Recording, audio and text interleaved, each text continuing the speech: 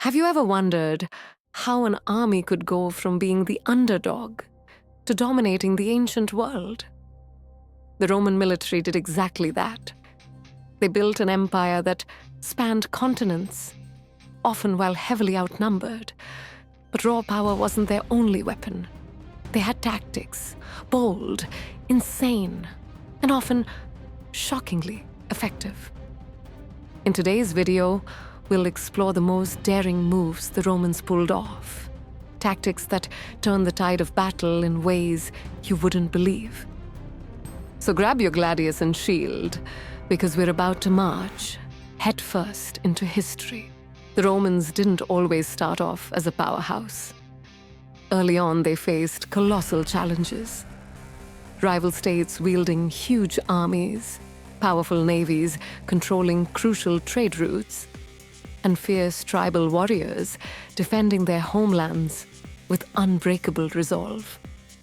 Yet Rome grew from a single city into one of history's greatest empires. How? They adapted, they innovated, and sometimes they resorted to measures that tested the boundaries of both their enemies' imaginations and their own moral code. Imagine standing with your unit after a defeat. Morale is low, the fear of failure is in the air. Suddenly, you're all assembled, orders are read. Then you discover the unthinkable. 1 in every 10 men from your group must die to atone for cowardice or disobedience. This policy was called decimation, and it was ancient Rome's most extreme disciplinary measure. The logic? Fear of this punishment would keep soldiers in line, even when the odds were stacked against them. It wasn't used often because it was so severe that it risked weakening the army's numbers. But when it was enacted, like during campaigns against Spartacus, soldiers were reminded that Rome placed discipline above all else. Yes, it was harsh. Yes, it was terrifying.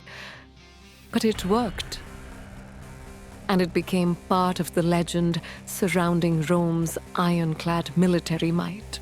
Now, let's shift from land to sea.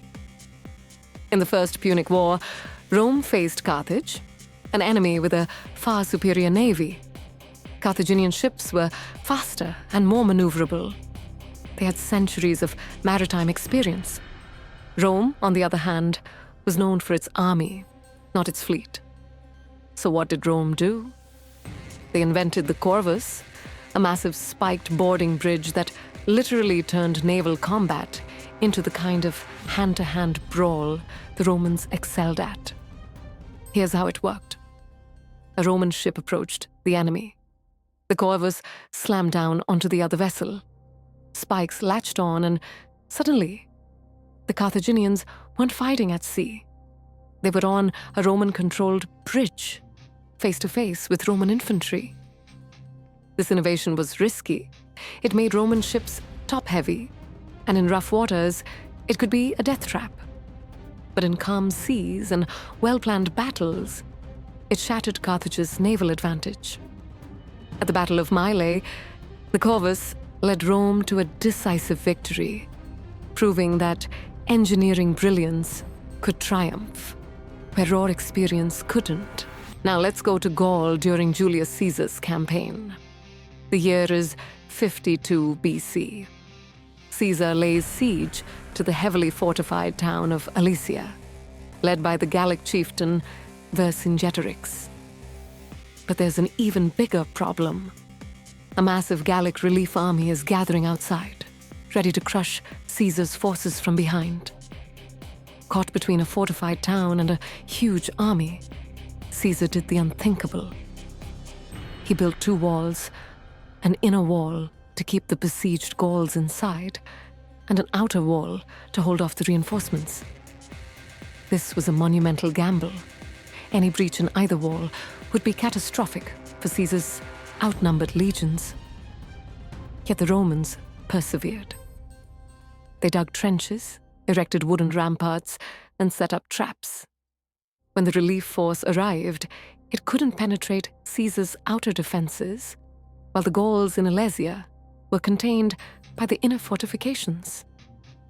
The siege ended in a stunning Roman victory, showcasing a hallmark of Roman warfare. Methodical planning backed by unmatched engineering and discipline. Of course, Rome wasn't all about steel and siegecraft. They were masters of divide and conquer, harnessing psychology and diplomacy to weaken enemies before a single javelin was thrown. Rather than facing a unified force, they'd turn potential allies against one another. They'd offer treaties, bribes, or special incentives to rival chieftains, all to create fractures in enemy alliances. In the Roman conquest of Britain, for example, they supported certain tribes against others, undercutting powerful leaders who could have unified the Britons into a formidable resistance. Sure, it took delicate negotiation and some risk. One misstep could unite those factions against Rome. But when done right, Rome could pick off disjointed opponents, one by one. Each of these tactics, decimation, the corvus, double fortifications, divide and conquer, carried huge risks. But that's exactly what defined the Roman approach. They weighed the dangers, then pursued the strategy that promised a decisive advantage. No matter the environment, sea, fortress walls, or political chessboard, Rome adapted. They believed that fortune truly did favor the bold. And so they took chances that other armies wouldn't even consider. And more often than not, it paid off. When you look back at these methods today, they might seem shocking, even brutal or audacious. But they're also part of what made Rome a force to be reckoned with for centuries. Their discipline was legendary. Their engineering was cutting edge. Their grasp of strategy, both military and political, was unparalleled. It's these crazy tactics that secured an empire spanning 3 continents, influencing the world long after the last Roman legion disbanded. And that wraps up our journey through the Roman army's most mind-blowing tactics. If you enjoyed this deep dive, give this video a like and share your thoughts in the comments. Which tactic do you think was the boldest? And would it work in modern times? Don't forget to subscribe for more exciting explorations of ancient warfare and legendary empires. Thanks for watching, and remember, in the face of overwhelming odds, sometimes the craziest plans are the ones that just might win the day.